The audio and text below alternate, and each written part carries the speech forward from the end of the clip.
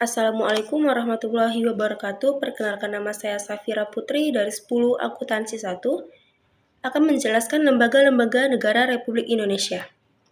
Lembaga-lembaga negara Republik Indonesia. A. Kekuasaan legislatif, yaitu lembaga yang membuat undang-undang. B. Kekuasaan eksekutif, yaitu merupakan lembaga yang menjalankan undang-undang. C. Kekuasaan yudikatif, yaitu merupakan lembaga peradilan. Contoh lembaga legislatif yaitu 1. Majelis Permusyawaratan Rakyat atau disebut MPR adalah wewenang dari MPR. Pertama, mengubah dan menetapkan UUD NRI 1945. 2. Melantik presiden dan wakil presiden. 3. Memutuskan usulan DPR untuk memberhentikan presiden dan wakil presiden dalam masa jabatannya. 2. Dewan Perwakilan Rakyat atau DPR. Fungsinya sebagai 1. Fungsi legislatif yaitu membentuk undang-undang. 2. Fungsi anggaran yaitu membahas dan memberikan persetujuan atau tidak memberikan persetujuan terhadap rancangan undang-undang.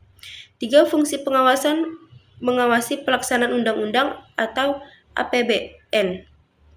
3. Dewan Perwakilan Daerah DPD. Adapun fungsi DPD sebagai berikut. Mengajukan RUU rancangan undang-undang kepada DPR. 2. Memberikan pertimbangan kepada DPR atas rancangan UUD yang berkaitan dengan pajak. C. Kekuasaan eksekutif, lembaga yang menjalankan undang-undang. Presiden atau tugas yang berwenang Presiden NKRI tahun 1945.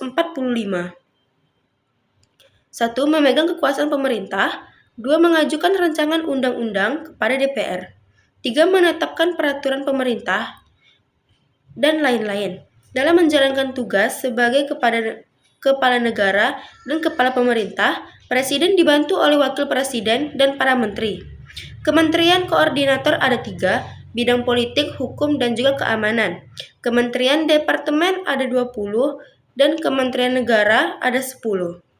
Kementerian Negara, Riset dan Ekonomi, Koperasi, dan UMKM, Lingkungan Hidup, Pemberdayaan Perempuan dan Perlindungan Anak. C. Kekuasaan yudikatif. 5. Mahkamah Agung MA. Mahkamah Agung berwenang yaitu 1. Mengadili pada tingkat kasasi. 2. Menguji peraturan undang-undang. 3. Memeriksa dan memutuskan perkara. 4. Mengawasi lembaga peradilan. 5. MA merupakan lembaga peradilan tertinggi.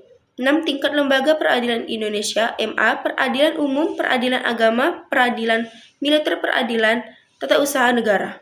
6. Mahkamah Konstitusi MK. Mahkamah Konstitusi berwenang yaitu mengadili untuk menguji undang-undang terhadap Undang-Undang Dasar Negara 1945. 2. Memutuskan sengketa lembaga negara yang berwenang diberikan oleh Undang-Undang 1945 pembubaran partai politik, memutuskan perselisihan tentang hasil pemilu. 7. Kondisi yudisial. KY. Komisi yudisial bertugas yaitu yang pertama, mengembangkan sistem pendidikan kualitas hakim, merekomendasikan promosi dan mutasi hakim. Melakukan penelitian untuk perbaikan sistem peradilan, menjaga kebebasan hakim dalam memeriksa dan memutuskan perkara. KY terbentuk sesudah amandemen Undang-Undang Dasar Negara 1945 di atas pasal 24B untuk mewujudkan peradilan yang mandiri, bebas dari pengaruh penguasa maupun pihak-pihak lainnya. Pengertian budaya politik. Budaya politik adalah suatu sistem nilai bersama suatu masyarakat yang memiliki kesadaran untuk berpartisipasi dalam pengambilan keputusan. 3. Pembagian budaya politik secara umum. Yang pertama, budaya politik apatis, yaitu acuh tak acuh, bodoh amat, dan juga pasif. 2. Budaya politik mobilisasi, didorong atau sengaja dimobilisasi. 3. Budaya politik partisipatif, yaitu aktif. 5. Faktor perkembangan budaya politik. Yang pertama, tingkat pendidikan warga negara, itu faktor kunci. Yang kedua, tingkat ekonomi. Semakin sejahtera rakyat, maka semakin tinggi partisipasi politiknya. 3. Reformasi politik ada semangat merevisi dan mengadopsi sistem politik yang lebih baik. 3. Supremasi hukum, adanya penegakan hukum yang adil, independen, dan bebas. 5. Media komunikasi yang lebih independen, yaitu berfungsi sebagai kontrol sosial, bebas, dan juga mandiri.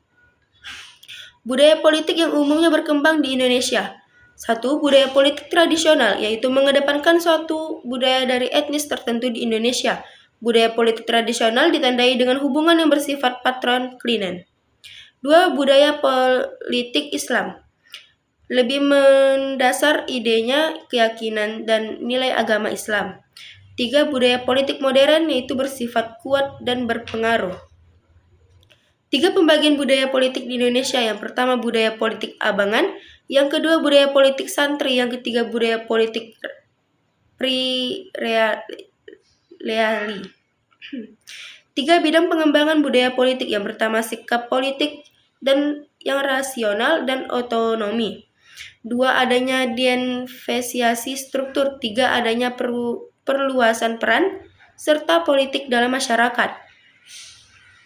3. Ciri budaya politik yang ideal. Yang pertama, menempatkan rakyat sebagai tempat berdaulat tertinggi.